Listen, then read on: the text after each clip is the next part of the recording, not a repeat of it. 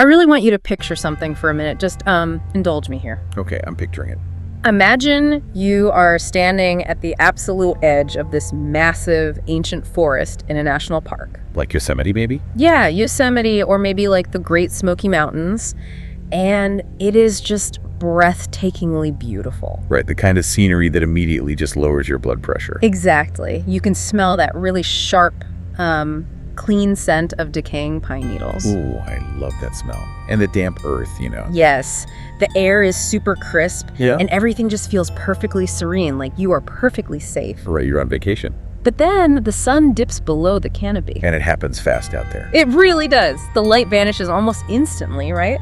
And the shadows stretch out and completely warp the landscape. Turning all those normal trees into these towering, unrecognizable silhouettes. Exactly. And then a profound silence falls over everything. And I don't mean a peaceful silence here. No, not at all. I mean a heavy, expectant silence, like the woods just took a massive deep breath and is, like, holding it. Yeah, that's exactly the feeling. And in that exact fraction of a second, the sheer scale of the wilderness really hits you.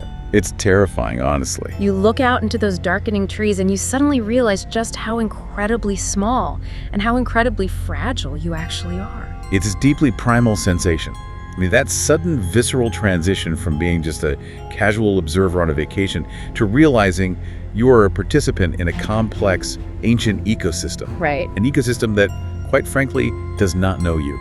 It does not care about your itinerary at all. It definitely doesn't care about your hiking plans. Exactly.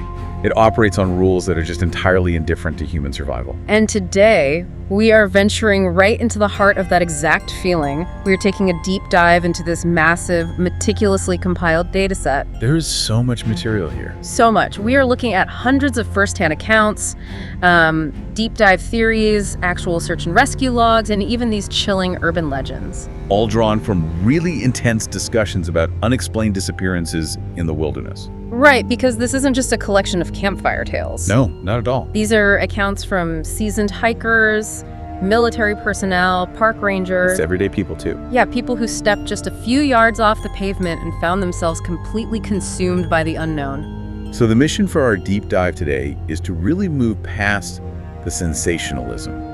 We want to uncover the hidden architecture behind these events. What's actually going on out there? Exactly. We're looking for the connective tissue between these bizarre vanishing acts, the deep-rooted supernatural lore, and honestly, the very real, brutal physics of nature. We're going to sift through the data on, cryptid encounters, alleged spatial glitches, and advanced physiological breakdowns. All to understand what is actually waiting for you when you cross that tree line. Because here is why you really need to care about this. You might be listening to this right now thinking, well, I'm not an extreme backcountry mountaineer. Right, I don't free solo rock faces, so this doesn't apply to me. Exactly. But maybe you are planning a casual weekend camping trip with your kids. Or just taking a scenic day hike on a really well-marked trail. A trail with thousands of 5-star reviews online. Yep.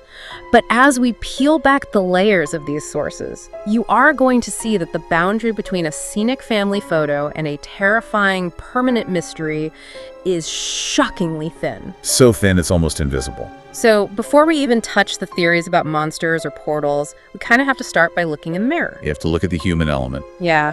How do people just vanish without a trace? Because the most unsettling data points in these archives aren't about foolish novices making really obvious mistakes. Right. They're about the highly trained experts. And they are about the completely innocent. That is the foundation of almost every wilderness tragedy we looked at. We carry this profound cognitive bias into the woods. We really do. It's the belief that experience and preparation are just absolute shields against disaster. Like a force field or something. Exactly. We assume that if a hiker has top-tier Gore-Tex gear, wilderness medical training, decades of mountaineering on their resume, that the environment will somehow respect that authority. Right, but the raw data from search and rescue completely shatters that assumption. It really does. I mean, Assuming your resume matters to a mountain is like being a black belt in karate and thinking you can punch a hurricane. That is a perfect analogy. The mountain just doesn't care. And there's a specific story in these archives that illustrates this perfectly, and it is absolutely tragic. You're talking about the Mount Rainier case. Yeah, Robbie's story. So a commenter shared the details of their brother-in-law, this guy named Robbie. Robbie was not a weekend warrior. No, he was serious. Very serious. He and his two companions were highly experienced, technically proficient mountaineers. They knew what they were doing. Exactly. And they set out to summit Mount Rainier in Washington state. Which is a formidable geological feature. I mean, Mount Rainier is a massive stratovolcano. It basically creates its own weather, right?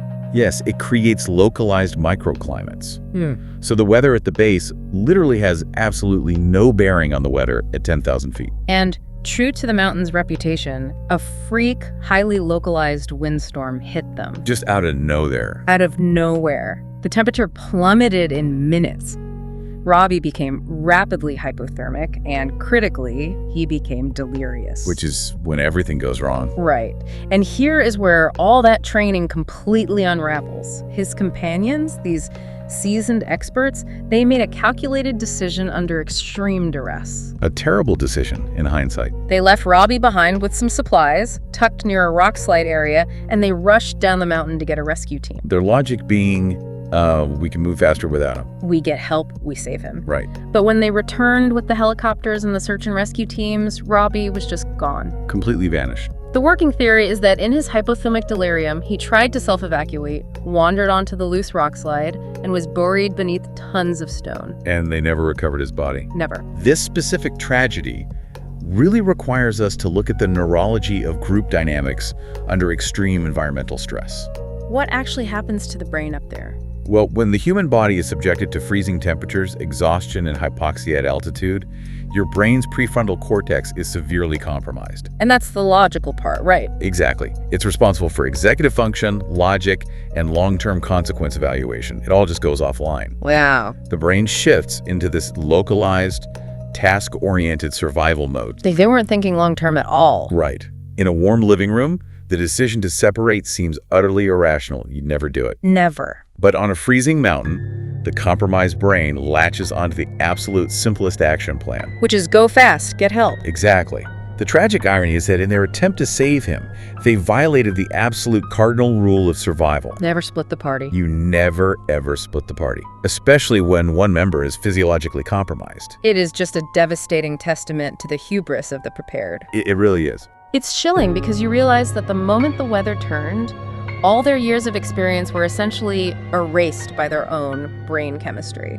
Literally wiped out. But if the experts are falling victim to their own hubris, the other end of the spectrum we see in these accounts is honestly almost harder to process. The kids. The kids. I'm talking about the sheer volume of children who vanish because of incomprehensible decisions made by their parents. The normalcy bias at play there is just staggering. Okay, yes, normalcy bias. What exactly is that? It's the psychological phenomenon where the brain refuses to plan for or react to a disaster that has never happened to them before. Like nothing bad has happened on a hike yet, so nothing bad ever will. Exactly. People construct this mental bubble of safety, and they extend that bubble over their children, regardless of the actual environment they are standing in. I read an account in the data about a 6-year-old boy named Bryce Herta. That case is so frustrating. It really is. His family was taking a hike on a rugged beach area, and somehow the adults in the group allowed this 6-year-old child to, quote, bring up the rear. A 6-year-old. A 6-year-old. They hiked ahead, navigating the terrain, leaving him trailing behind just because he was walking slower. Which is insane in a dynamic environment. And when they finally stopped and looked back, he was gone, vanished. No trace, no sound, no scent trail for the dogs. When you analyze the commentary from search and rescue professionals on cases like this, the frustration is just palpable. I can imagine. The cognitive disconnect required for an adult to tell a small child to catch up in an unpredictable environment like a tidal beach or a dense forest is profound. because things change so fast. An environment like that can change lethally in 60 seconds. You've got rogue waves, a sudden drop in terrain, Oh, God. a predator. And the commenters in the forums were absolutely furious about this. People were analyzing the psychology of the parents, wondering if it was just gross negligence or something more sinister. You see a lot of that speculation. But just when you think you have a handle on how bad human judgment can get, you hit the Yellowstone case. Oh, the Dennis case. The story of Dennis. The Dennis case is an absolute masterclass in the psychological illusion of infrastructure. That's a great way to put it. So Dennis was an 8-year-old boy. His family was visiting Yellowstone National Park, and during the trip, his sister went missing. Right, so they were already in an emergency. The parents, obviously in a state of panic, needed to find her. Their solution. They told 8-year-old Dennis to walk off alone into the brush in a different direction to search for his sister. Alone. Alone. We really have to unpack the underlying assumptions those parents were operating under to make that decision. Please do, because it makes no sense. Well, they were not treating Yellowstone as a vast, unforgiving wilderness teeming with apex predators. Like grizzly bears. Grizzly bears, mountain lions, and geological hazards like boiling geothermal springs. Right. They were treating it like a theme park. Because of the infrastructure. Exactly. Yeah. Because national parks have paved parking lots, visitor centers with Wi-Fi, wooden guardrails around the geysers. It creates the Disneyfication of nature. Oh, wow. Disneyfication. People subconsciously process the entrance fee as a guarantee of safety. They truly believe the park has been sanitized of true lethal danger. So sending an 8-year-old into the bushes feels akin to sending him to look for his sister at the local mall. That's exactly how their brains processed it. But the reality is, he isn't a search party. Yeah. He is an 8-year-old boy in a predator's dining room. Right. And horrifically, Dennis vanished too. Now, they had 2 missing children. And the data points out something crucial here about how children act when they are lost. Yeah, this part broke my heart. Searchers will be out there inches away screaming the child's name, and the child won't answer. Why wouldn't they answer? One SAR commenter noted that Dennis might have actually heard the searchers, but hid from them because he felt guilty he couldn't find his sister. He didn't know she had already been found. Exactly. The psychology of a lost child is fundamentally different from a lost adult. How so? Adults employ spatial mapping. They try to orient themselves to landmarks and walk toward the sound of rescue. They want to be found. Right. But children, especially under the age of 10, rely on route following. Okay. Once they step off the known route, their mental map is wiped entirely clean. They experience overwhelming emotional flooding, Fear, shame. guilt for being lost. Instead of seeking rescue, their primitive instincts kick in and they seek shelter. They just hide. They will crawl under logs, hide in dense thickets, and actively evade the loud, terrifying noises of search parties and helicopters. It is art-breaking reality. So if our own flawed human psychology, our hubris, our normalcy bias, our blind trust in paved roads is what unlocks the door to disaster, the immediate question is what is waiting on the other side of that door? What's out there? Right, because in so many of these accounts, people vanish without a single footprint, without a dropped water bottle, without a sound. And the human brain hates a vacuum. It really does. It violently searches for a predator to explain the unexplainable. And that dives us deep into the second major theme of this dataset. The cryptid encounters. The cryptid encounters and the things that go bump in the woods. When a rational explanation, like a bear attack or a rock face fall, lacks physical evidence, the mind attempts to fill the void with localized folklore. Sure. But what makes these specific accounts so compelling is the sheer density of sensory detail. We aren't looking at vague, I saw a shadow out of the corner of my eye stories. No, not at all. We are looking at highly specific physiological reactions to terrifying stimuli. I want to tell you about the ya of Sand Basin because the details in this account are just wild. This one is intense. This comes from an experienced outdoorsman who was out in the Sapphire Range of Montana in August of 1992. Right. He's out there completely alone picking mushrooms, and he sets the scene perfectly. He is camped in a long mountain valley surrounded by timber with these open meadows. Very isolated. Very. It is the dead of night, and it is absolutely still. No wind, no crickets, just that heavy, suffocating silence we talked about earlier. That expectant silence. He's sitting by his truck, cooking dinner on a tiny one-burner stove. The geography of a mountain basin is critical here, by the way. Why is that? A basin acts as a natural parabolic reflector. The acoustic properties mean that sound doesn't just travel, It bounces. it is focused and amplified. That makes what happens next even more terrifying. He says that out of nowhere, the dead silence is shattered by a massive, horrifying scream originating from the slope just east of his camp. Right. And he describes the phonetics of this scream in bizarre detail. It starts out deep and guttural, like a massive pair of lungs pushing air. Yeah. Then it rapidly ascends into a scream so shrill, he says it was almost like a whistle. A whistle. Yeah. And then as it runs out of breath, it trails off into this miserable, agonizing sound. Yeah, yeah. Which is so specific. He wrote that it sounded like a giant man in utter, unbearable misery. From a zoological perspective, that phonetic progression is incredibly difficult to categorize. Because it doesn't match normal animals. Right. I mean, a mountain lion in heat can produce a terrifying woman-like scream. I've heard those. They are awful. They are. But it lacks the guttural baseline. A bear can huff and roar, but it cannot produce a shrill whistle. So what makes that noise? Well, the vocal cord structure required to span that specific acoustic range, from a deep bass vibration to a high-frequency whistle ending in articulated vowel-like syllables, does not match the known fauna of the North American biome. And this guy knows that. He states clearly that he is a trapper, a hunter, a guy who spends weeks alone in the wild. He knows the woods. He knows every sound a bobcat, an elk, or a grizzly makes. But this sound, it was so loud it shook the air in the basin. Because of the parabolic reflection. Right. His black lab puppy, a dog bred for hunting, completely lost its mind and tried to throw itself through the closed window of his truck just to get away. Dogs don't lie. They really don't. The hunter was so unnerved by his dog's reaction and the sheer volume of the sound that he abandoned his camp, drove miles down the mountain, built a massive bonfire, and sat awake all night with a 12-gauge shotgun resting on his knees. Pay attention to the biological response of the dog there. Yeah, why did the dog react so violently? Animals possess a much more refined threat detection matrix than humans. They just know. Right. The dog wasn't just startled by a loud noise. Its instinctual response indicated the immediate proximity of a massive apex predator. It felt hunted. Exactly. And the really fascinating part of this data point is the secondary corroboration. Yes, the follow-up. He later researched that specific area, Sand Basin. And what did he find? He found published accounts from 2 different couples who had set up a hunting camp in that exact same spot. No way. Yeah. They reported that at 1:00 a.m., a massive creature tore through their camp, smashing their gear and screaming with that exact same progression. Ending in the yah, yah, yah. Exactly. The next morning, they found enormous bipedal human-like footprints pressed deep into the snow. It really forces the listener to confront the limits of our biological catalog. It really does. And it's not an isolated acoustic anomaly.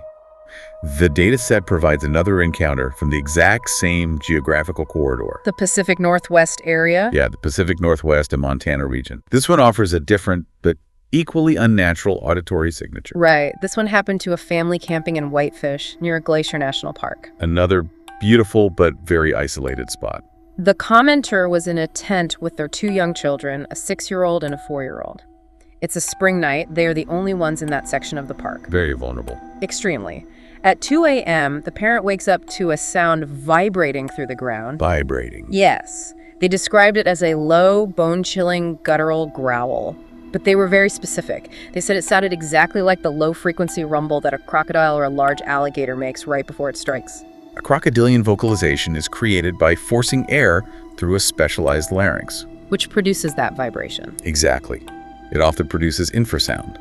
Those are sound waves so low, they are felt as physical vibrations before they are even consciously heard. Oh, wow. Experiencing that in the alpine environment of Montana is wildly out of context. Exactly. They asked local hunters about it later, and everyone confirmed that bears don't rumble like crocodiles, and mountain lions certainly don't either. So they were dealing with something completely unknown. The camper was terrified, lying awake, clutching a can of bear spray, too paralyzed by fear to even unzip the tent and run for the car. I don't blame them. Years later, this same person is listening to a podcast dedicated to Sasquatch encounters. Okay. The host plays an audio clip of a purported Bigfoot vocalization captured deep in the woods. Yeah. The commenter said their blood ran cold because it was the exact, identical crocodilian growl they felt outside their tent that night. If we strip away the cultural baggage of the word Bigfoot, What we have objectively are multiple, highly experienced individuals being subjected to acoustic phenomena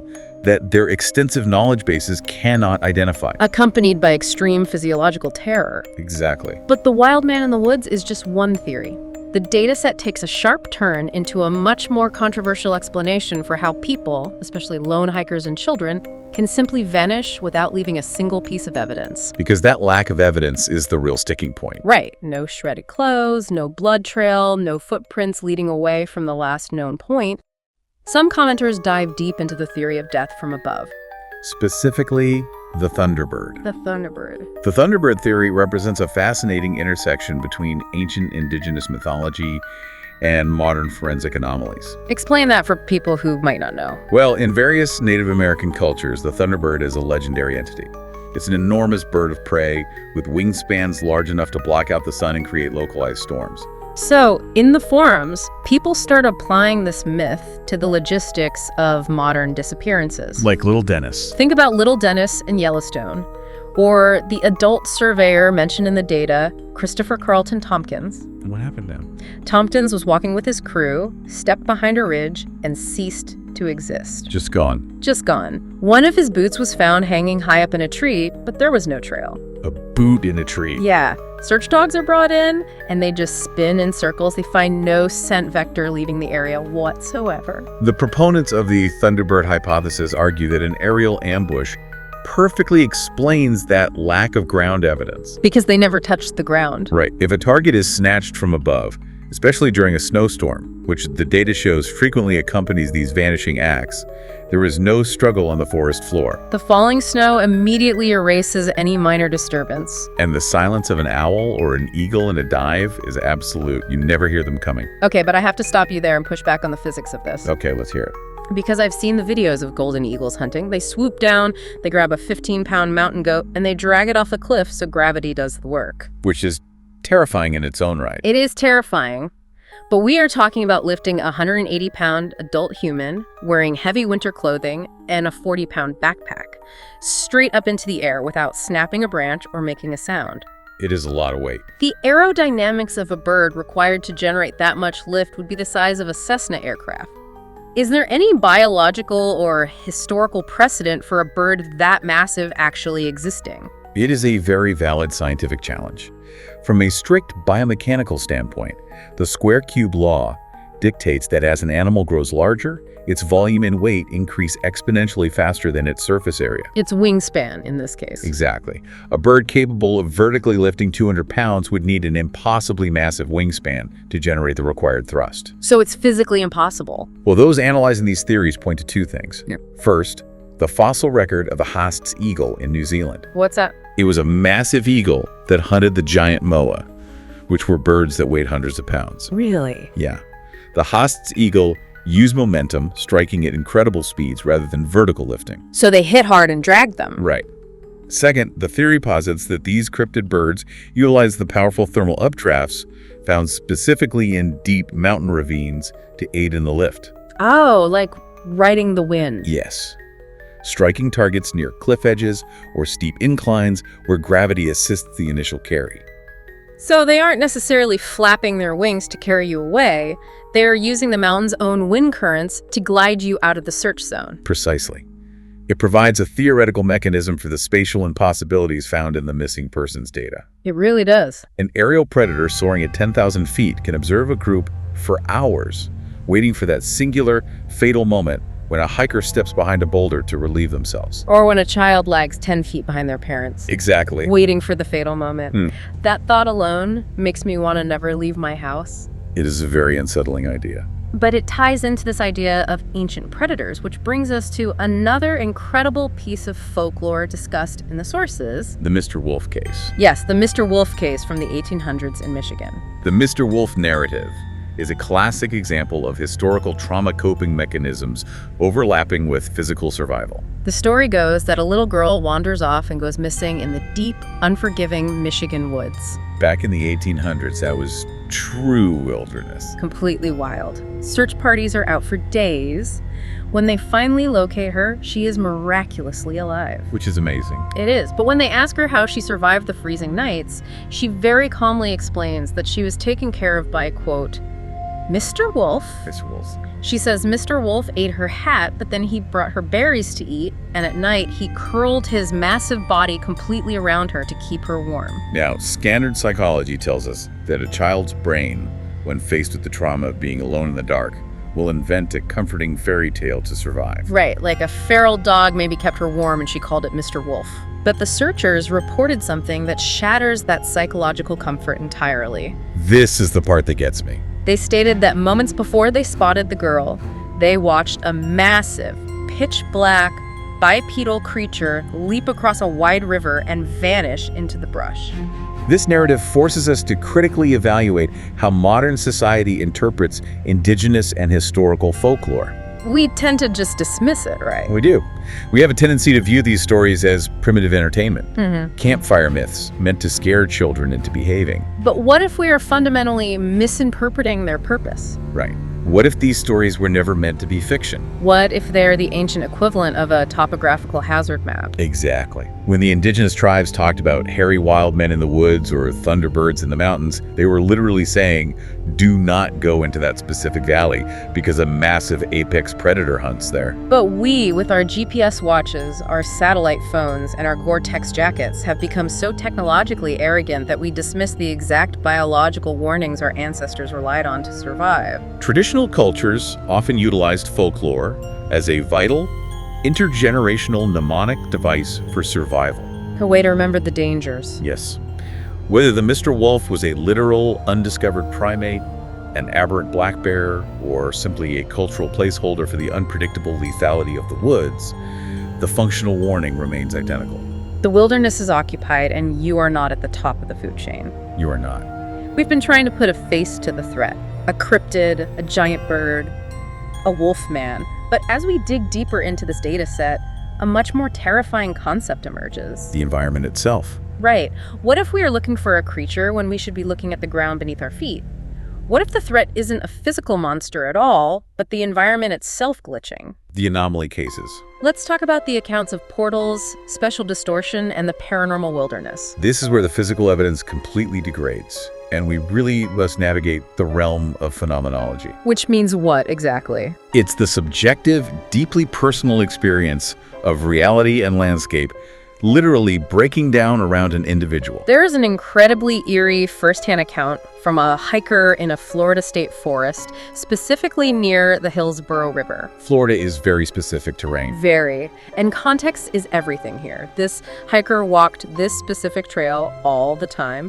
They knew the flora, the fauna, the climate. Florida is famously humid, flat as a pancake, dominated by scrub oak, palmettos, and swamps. Exactly. It was a standard sweltering Florida day. Yeah. But as they are walking, the environment around them spontaneously shifts. It's a localized geographical anomaly. Yes. The hiker notes that suddenly the trees were completely wrong. Wrong how? They weren't Florida scrub anymore. They looked like dense northern alpine timber. In Florida. In Florida. And the temperature, which was typical heavy Florida heat, instantly plummeted into the cusp 50s. That's a massive thermal shock. Huge. The hiker felt a profound, heavy silence drop over the woods. No birds, no insects. That Oz effect silence. They knew there was a small pond with a picnic area just ahead, so they pushed forward, thinking they just needed to sit down and splash water on their face. Trying to rationalize it. But when they cleared the tree line, it wasn't a small pond. It was a massive, pristine, deep water lake. And this lake is definitely not on the map. Not at all. And as they looked across the surface of this impossible lake, they saw mountains rising into the sky. To see an alpine mountain range in the middle of the Florida peninsula is a complete fracture of consensus reality. The hiker immediately realizes that something is fundamentally, terrifyingly wrong. They don't explore, they turn around and fast walk back the exact way they came. Smart move. As they hit the invisible threshold where the trees had changed, they pull out their smartphone. They explicitly noted they had charged it to 100% in their car just 30 minutes prior. Then let me guess. The phone is instantly, completely dead. The screen is black. The catastrophic, instantaneous drainage of a lithium-ion battery is a vital clue here. Why is that a clue? It is a hallmark signature of high electromagnetic anomalies, frequently reported in unidentified aerial phenomena encounters and alleged portal zones. As soon as they cross back over that invisible line, the environment snaps back. The scrub oaks return. The heat comes back.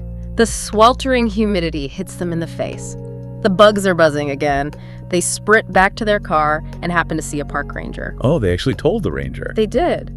They decide to tell the ranger what happened, fully expecting to be laughed at or told they had heat stroke. But the ranger didn't laugh. The ranger looks deadly serious and says, "It happens a lot out here. I refuse to walk that specific path, and I don't even bring my own kids to this park anymore." Wow. What is genuinely fascinating about this account is how it perfectly aligns with the concept of the Oz effect. Right, you mentioned that earlier. What is the Oz effect? British ufologist and researcher Jenny Randalls coined that term to describe the profound sensation of being isolated from the real world during a high strangeness encounter. Like Dorothy stepping into Oz. Exactly. The defining characteristics of the Oz effect are exactly what this hiker described. All ambient sound vanishes, the atmosphere feels thick or electrically charged, and the experiencer feels as though they have stepped out of standard time and space into a pocket dimension. I have to push back on the supernatural portal theory, though. Fair enough. Let's look at this scientifically. I understand sensory deprivation in the woods. I understand that the brain is a pattern recognition machine, and when you are exhausted, maybe dehydrated, your brain might try to play a video game with the monitor turned off. It tries to fill in the blanks. Right. It invents mountains out of cloud banks. Yeah. But a hallucination is internal. How does a trick of the brain drain a physical cell phone battery from 100% to 0 in a millisecond? That is the crux of the mystery, and it requires us to look at geophysics rather than just psychology. Geophysics. Okay, explain. We know that the Earth's magnetic field is not uniform. There are fault lines and mineral deposits that create localized magnetic anomalies. Like magnetic hotspots. Right.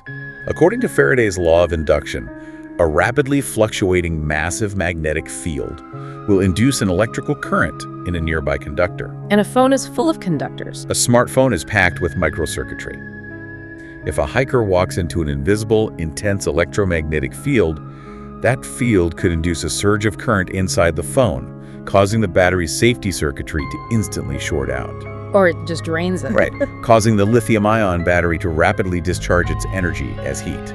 Okay, so a magnetic anomaly fries the phone, but what about the mountains? Well, that same intense magnetic field also interacts with the human brain. Really? Yes.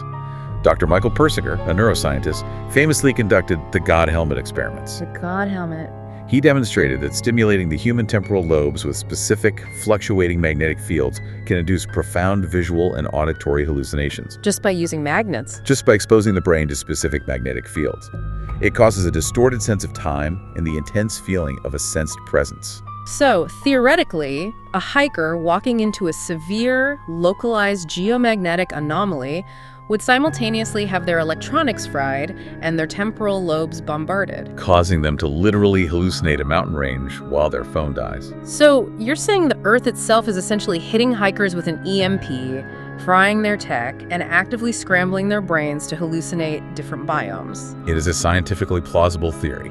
Honestly, the idea of the planet having invisible booby traps that hack your neurology is almost scarier than a supernatural portal. It suggests that the environment is an active, energetic participant in our reality, capable of profound localized distortions that our current physics barely understands. And it's not just visual distortions. Sometimes the environment seems to exhibit localized malice. What do you mean by malice? Let's talk about the Watchers in the White Light.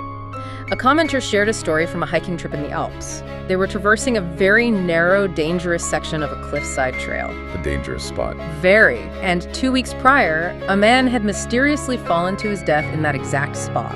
A location already primed with historical trauma and heightened emotional awareness for the hiker. Right, their senses are dialed up to 11, and as they are carefully walking past the exact spot where the man fell, a small, perfectly flat, frisbee-like stone flies right past their head. Just flies past. It misses them by inches, And they noted it was the only stone to fall during their entire multi-day trip. That is very specific. The commenters' immediate visceral gut reaction wasn't, oh, a random rock slide. Their biological instinct screamed that something killed that man 2 weeks ago, and it just tried to push me off this cliff. It implies kinetic action directed by an unseen intelligence. And then in another account, we have the sighting of a bright white light. I remember reading this one. A person is on a trail with their brother and 2 dogs.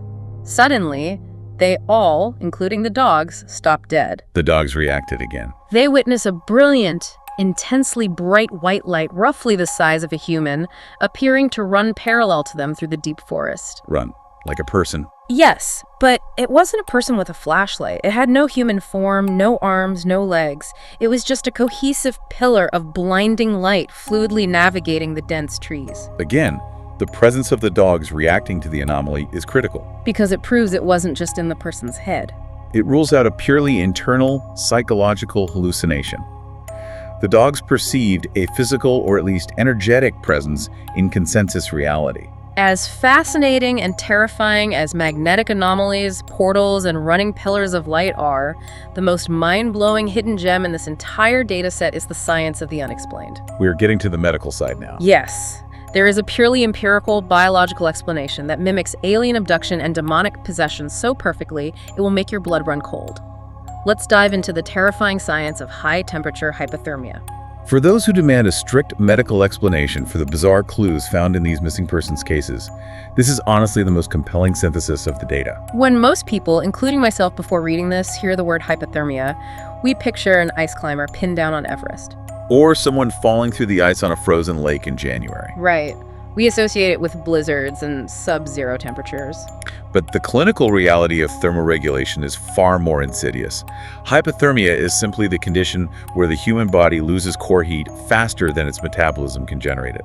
It's just math. Exactly. Yeah. And what the general public, and shockingly many amateur hikers, fail to realize is that high-temp hypothermia frequently triggers in ambient temperatures between 40 and 60 degrees Fahrenheit. 40 to 60 degrees, that isn't a blizzard, that is a crisp spring morning.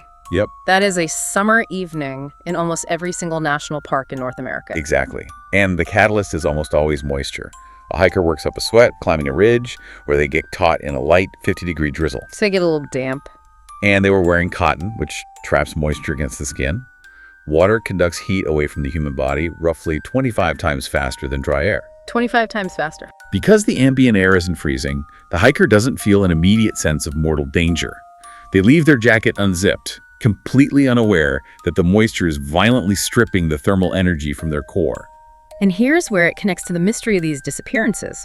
Because this thermal drain doesn't just make your fingers numb, it attacks the brain's operating system first. As the core temperature drops, the hypothalamus, the brain's thermostat, panics. It initiates a triage protocol. Right, restricting blood flow to the extremities to keep the heart and lungs functioning. But as the brain itself cools, the metabolic processes that allow for complex thought begin to shut down. So you literally stop thinking clearly. The early symptoms of high-temp hypothermia are not just shivering. They are profound cognitive confusion, apathy, ataxia, which is the loss of motor control, and severe, overwhelming paranoia. This explains the completely irrational behavior of experienced hikers. A guy with 20 years of trail experience suddenly wanders off a well-marked path into an impassable ravine. Because the paranoia kicks in. He genuinely believes he's being hunted or followed, so he panics and runs blindly into the woods. But the physiological cascade gets even weirder, and it perfectly explains two of the most famous, supposedly paranormal clues found at these scenes. Paradoxical undressing and terminal burrowing. These two phenomena are the absolute hallmarks of end-stage hypothermia. Yet, to an uneducated search volunteer or a true crime podcaster, a scene featuring these elements looks exactly like the work of a deranged serial killer or an extraterrestrial abduction. Let's break down paradoxical undressing. In so many of these mysteries, a hiker goes missing. Days later, they find the hiker's boots perfectly placed on a log. Right. A mile away, they find the pants. Another mile away, they find the jacket neatly folded on a rock. And eventually, they find the victim entirely naked in freezing temperatures. It looks completely bizarre. People look at that and say, a bear doesn't undress its prey and fold the clothes. This was a UFO. The biomechanics behind paradoxical undressing are deeply tragic. As we discussed, The body survives the cold by severe vasoconstriction. The blood vessels tighten up. The smooth muscle tissue in the peripheral blood vessels clenches tight to keep the warm blood locked in the body's core. Okay. But after hours of this desperate physiological battle, the smooth muscles literally exhaust their cellular energy supply. They just get tired. They suffer massive fatigue and fail.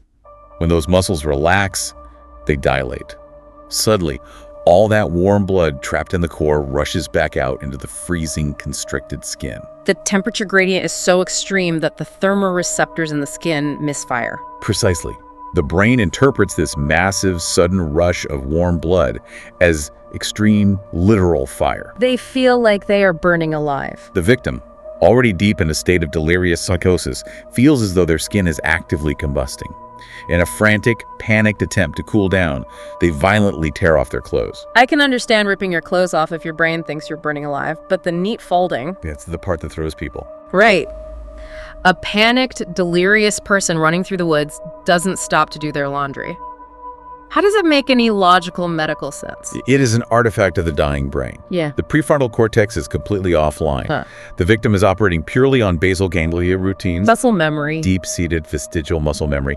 They pull off a sweater, and because they have folded a sweater 10,000 times in their life, their hands automatically execute the folding motion before dropping it on a rock. Wow. It is a haunting mechanical display of a human brain shutting down. It's like watching a computer run an automated shutdown script. And then once they are completely undressed and exposed, they enter the absolute final stage. Terminal burrowing. Explain terminal burrowing. Terminal burrowing is driven by the brainstem. As death approaches, the human brain completely abandons its evolutionary advancements and reverts to a primitive reptilian hibernation mechanism. So they act like an animal. The victim feels an overwhelming instinctual compulsion to seek out an impossibly tight, enclosed space. They will squeeze their bodies deep under the root systems of massive fallen trees. Or wedge themselves into narrow, jagged rock crevices. Or bury themselves beneath dense, thorny brush. Which perfectly explains the ultimate mystery of these vanishings. It explains why the highly trained search and rescue dogs lose the scent, and why the $1 million FLIR thermal imaging cameras on the helicopters can't spot them. Exactly. The victims are literally wedged deep under a canopy of earth and rock that entirely blocks their body's heat signature. Search teams can walk within 3 feet of them for a month and never see them. In their final moments, the victim's own biology turns against them, forcing them to effectively hide themselves from the very people trying to save their lives. It is a brutal, purely biological reality. Your own brain makes you paranoid, forces you to strip naked, neatly fold your clothes, and bury yourself in a hole where no one can find you. Nature has a built-in cloaking device for its victims. But it's not just the temperature that operates as a hidden trap. The physical terrain itself hides deadly, invisible secrets. Let's talk about the glaciology of the snow bridge. The snow bridge is one of the most lethal and misunderstood geological hazards in alpine environments. This was heavily discussed in the comments regarding the tragic disappearance of an Eagle Scout named Joe Wood on Mount Rainier. Reading through the comments, there was massive confusion about what a snow bridge actually is. People assume it's man-made. Right. People were picturing a literal wooden or steel suspension bridge over a creek that just happened to have a layer of snow on it. They were saying, if the bridge broke, just look under the wood. That fundamental misunderstanding highlights how alien the alpine environment is to the average person. A snow bridge has no man-made structure. None at all. It is an entirely natural, temporary architectural feature made solely of wind-drifted snow and ice. How does wind build a bridge? On a glacier or a high-altitude snowfield, there are massive, deep fissures in the ice called crevasses, some dropping hundreds of feet into darkness. Just massive holes in the ice. As high winds blow across the surface of the glacier, they transport snow crystals. When the wind hits the edge of a crevasse, the aerodynamics shift, and the snow crystals begin to accumulate on the lip. So they stick to the edge. Over time, through a process of sublimation and refreezing, these crystals extend out over the void, eventually linking with the other side to form an arch. But the terrifying part is the camouflage. To a hiker walking across that snowfield, a snow bridge doesn't look like an arch. Not at all. It looks exactly like the flat, solid white ground they've been walking on for the last 3 miles. There is no visual difference between snow resting on solid bedrock and snow resting on nothing but air. It is an optical illusion with lethal consequences. The structural integrity of a snow bridge is highly variable. Sometimes they hold, sometimes they don't. Exactly. It might hold the weight of a person in the freezing morning, but as the afternoon sun slightly warms the ice, or if a hiker happens to step on the exact weak point of the arch, the tensile strength catastrophically fails. You take a step on what looks like solid earth, the floor drops out, and you plunge 100 feet down into a dark, freezing crevasse. It happens so fast. And the nightmare gets worse because the rest of the snow bridge immediately collapses in on top of you, burying you in tons of ice. The wind continues to blow, and within hours, the surface above looks completely pristine and undisturbed. Like nothing ever happened. Again, there are no footprints leading away, no scent trail for the dogs. You just vanished from the face of the earth. The wilderness is littered with these natural trapdoors. Surviving them requires more than just fitness. It requires an active, academic understanding of glaciology and terrain assessment to even recognize the invisible danger. Which brings us to the final and perhaps most crucial aspect of this deep dive. Because whether you are facing an unexplainable acoustic anomaly, a collapsing snow bridge, or your own core body temperature betraying you, the stakes out there are absolute. It's life or death. And sometimes the most terrifying predator hiding in the dark woods is just another human being. We must acknowledge the sociological reality of the wilderness. Vast, unmonitored tracts of forest and mountain ranges provide an ideal sanctuary for individuals operating violently outside the bounds of society. There is a first-hand account in this data that will make you rethink ever sleeping in a tent again. Oh, the Adirondack story. Yes. A commenter shared a story about camping in the Adirondacks. He is in a large family tent with his wife and 2 young daughters. It's completely isolated. Middle of nowhere. Around 1 a.m., his wife violently elbows him awake. She's terrified, whispering that she hears someone walking around outside the tent. In the middle of the night. The dad listens, and he hears the slow, deliberate, unmistakable crunch of heavy boots on the leaves circling them. That is a deeply predatory movement pattern. The dad knows he can't just wait to be a victim in a nylon bag. He grabs his high-powered flashlight, unzips the tent flap, jumps out into the dark, and clicks the light on. A highly confrontational maneuver that immediately escalates the situation, but given the trapped nature of a tent, arguably necessary. Standing there in the beam of the flashlight, maybe 20 feet away, is a man staring dead at him. The commenter described the man's appearance as looking like a, quote, straight meth head, gaunt, intense, and completely unbothered by being caught. He wasn't scared. The father yells, "Can I help you?" The man says absolutely nothing, just stares with dead eyes. The dad tells him he needs to turn around and get out of there right now. And what did the guy do? The intruder takes a step forward and simply says, "Or what?" That response, or what, is a chilling psychological test. The aggressor is calling the father's bluff, acutely aware that in this specific environment, law enforcement is hours away. There is no cell service. And there are no witnesses. Yeah. He is testing the boundaries of prey. Exactly. So the camper realizes words aren't going to work. He draws a Glock 19 handgun from his waistband and racks around into the chamber. The universal language. The metallic clack of the slide stops the intruder dead in his tracks. They stand there in a silent standoff.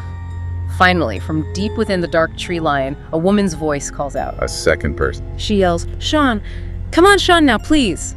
The aggressor slowly backs away, maintaining eye contact, and disappears into the pitch black with this unseen woman. That is horrifying. The dad sat awake the entire rest of the night, sitting in a camp chair in front of his family's tent, gun in one hand, flashlight in the other, agonizingly waiting for the sun to rise.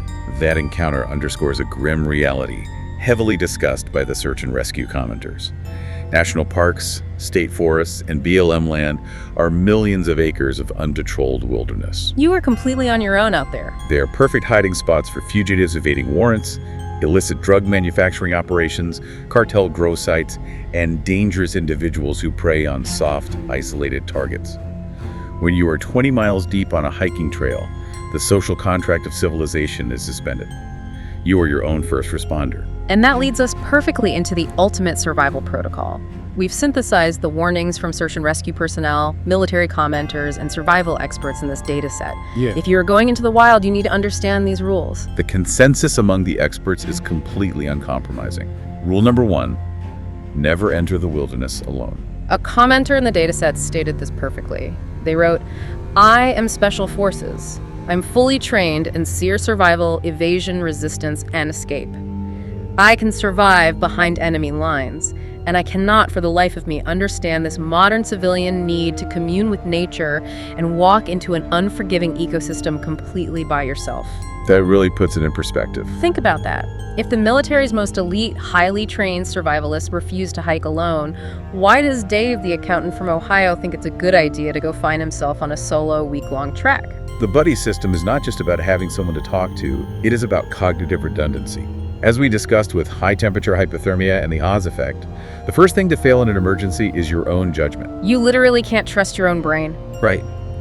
When one person begins to succumb to hypothermia and suggests walking off the trail, the partner serves as the rational anchor to intervene. Furthermore, from a security standpoint, an animal or human predator operates on an energy conservation matrix. They want an easy target. They look for the easiest, most isolated target. They're exponentially less likely to ambush a pair than a solitary individual. Rule number 2, gear up properly. And we aren't just talking about bringing an extra Nalgene of water and some trail mix. The commenters stressed the absolute non-negotiable necessity of carrying a personal locator beacon, or a PLB, a vital piece of modern survival technology. The major mistake casual hikers make is relying on their smartphones. They assume that because they have a map app downloaded, they are safe. But cell phones don't work out there. They fail to understand that cellular signals operate on line of sight to towers. A signal cannot penetrate dense forest canopies, deep rock ravines, or mountainous topography. And a PLB is different. A PLB operates on a completely different infrastructure. It communicates directly with the Cospas Sarsat satellite constellation on a dedicated 406 MHz frequency, transmitting your exact GPS coordinates directly to global emergency services, regardless of terrain or cell towers. It is an umbilical cord to civilization. And alongside the electronic beacon, you need physical deterrence. If you are legally permitted, trained, and comfortable, a firearm. But if not, bear spray is mandatory. Even if you aren't in bear country. Right. And here is a wild out-of-the-box fact from the comments. One guy who hikes exclusively in the harsh Arizona desert carries massive canisters of bear spray, but not for bears. What's he carrying it for? He carries it for aggressive swarms of Africanized bees. Wow.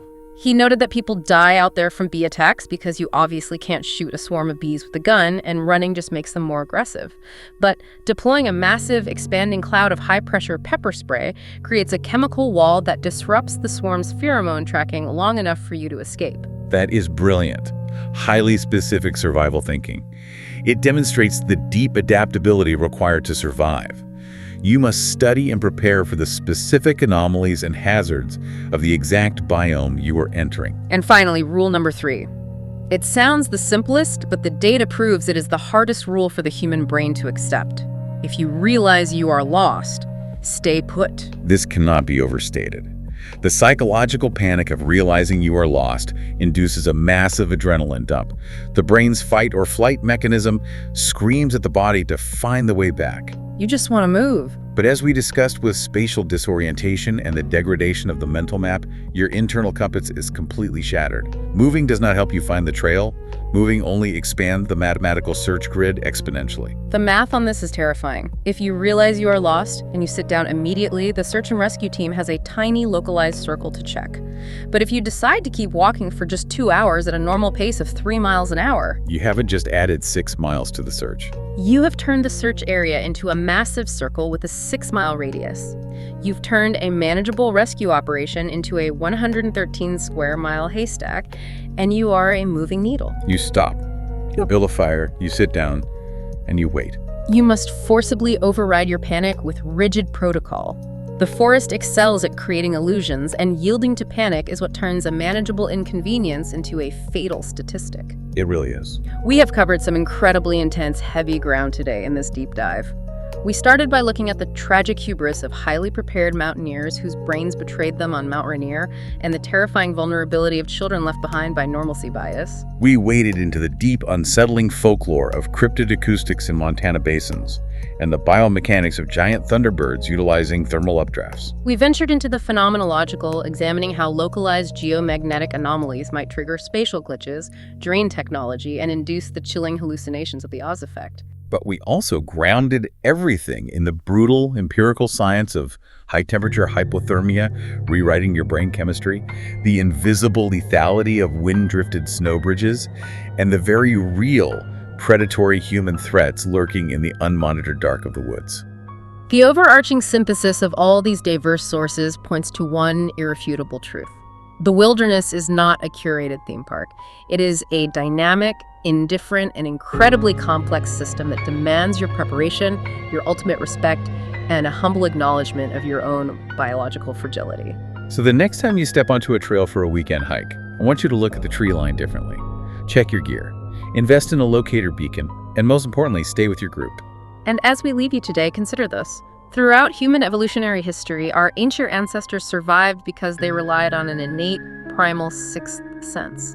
A biological alarm system hardwired into the brain. Specifically, gaze detection. It's that sudden, unexplainable spike in cortisol that told them when they were being watched by a predator hidden in the brush, or when the environment abruptly shifted from safe to hostile. Today, safely insulated by our modern lives, our paved roads, and our glowing screens, we tend to dismiss that feeling. When we feel it in the woods, we call it just paranoia. We rationalize it. We tell ourselves it's just the wind in the trees. But what if that ancient alarm system is the only thing keeping us from becoming just another unexplained missing persons poster? I want you to think back to that massive ancient forest we talked about at the very beginning. When the sun goes down and that heavy, profound silence falls over the canopy and the hairs on the back of your neck suddenly stand straight up in the dark. What is it that your modern brain has forgotten how to see?